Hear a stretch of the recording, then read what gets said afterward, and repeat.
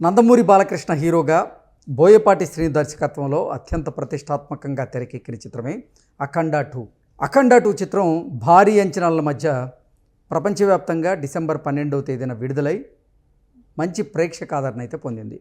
అయితే అతి త్వరలోనే అఖండ 3కి సంబంధించినటువంటి అనౌన్స్మెంట్ ఉండబోతుందని, అఖండ పార్ట్ 3 ఉండడం ఖాయమని, దాని పేరు జై అఖండ అంటూ కొన్ని వార్తలు వస్తూ ఉన్నాయి. దీని మీద మనం పూర్తి స్థాయిలో విశ్లేషణ చేసుకుందాం. ప్రస్తుతం మనతో పాటున్నారు ప్రముఖ సినీ రాజకీయ విశ్లేషకులు, ప్రముఖ సీనియర్ జర్నలిస్ట్ శ్రవణ్ గారు. వారితో మాట్లాడదాం. శ్రవణ్ గారు నమస్తే అండి. నమస్తే అండి. ఈ అంశం మీద మీ విశ్లేషణ ఏంటి? ఈ రోజుల్లో ముఖ్యంగా తెలుగు సినిమాలో, సినీ పరిశ్రమలో ఈ సీక్వెల్ అనేది కామన్ అయిపోయింది.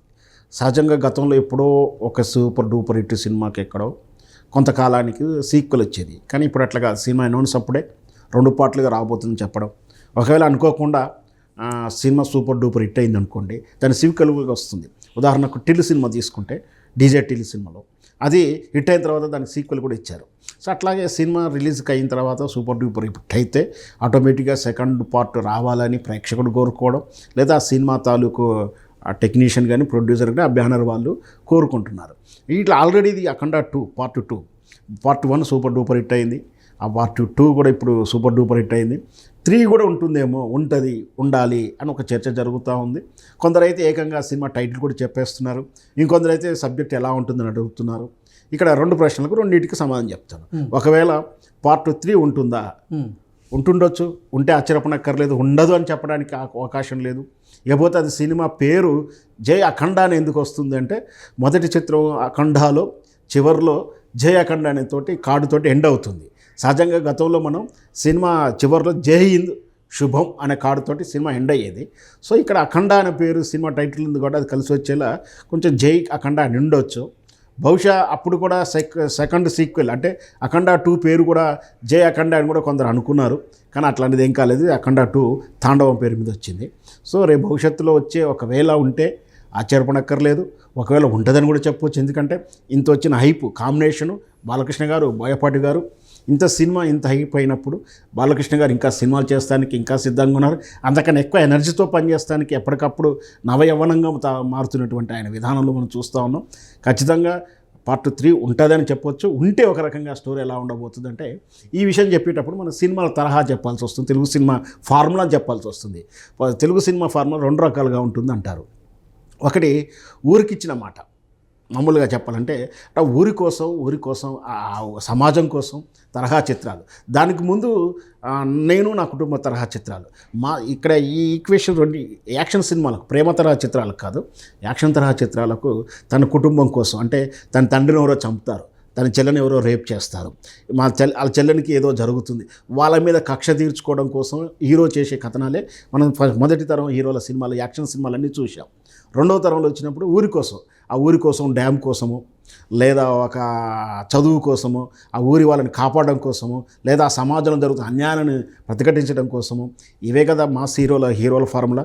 ఇప్పుడు అఖండలో తీసుకున్నా కూడా అట్లాంటిదిగా సమాజంలో జరుగుతున్న సనాతన ధర్మం మీద, ఈ దేశ యావత్తు హిందూ ధర్మం మీద జరుగుతున్నటువంటి దాడిని పరిరక్షించుకోవడం, లేదా సమాజంలో ధర్మాన్ని ఏ విధంగా పరిరక్షించడానికి ఒక క్యారెక్టర్ ఏం చేస్తుంది, ఇదే అఖండ 2లో ఉన్నట్టు కదా. బహుశా రేపు 3లో కూడా ఇట్లాంటి ఈక్వేషన్ ఉండొచ్చు. సమాజం కోసం ఆల్రెడీ సమరసింహారెడ్డి సినిమాలో కూడా బాలకృష్ణ గారి ఈక్వేషన్ అదే, ఊరి కోసం, ఆ కుటుంబం కోసం చేసినటువంటి చిత్రాలే అవన్నీ. ఫస్ట్ సినిమాలోనూ తన కుటుంబం కోసం, తన కుటుంబాన్ని కాపాడుకుంటూ ఊరిని కాపాడేటువంటి క్యారెక్టర్లో ఒక సినిమాలో వచ్చింది. ఇంకోటి ఒక ఫ్యాక్షన్ చిత్రంలో వాళ్ళ కుటుంబాన్ని ఎలా కాపాడాడో వచ్చింది.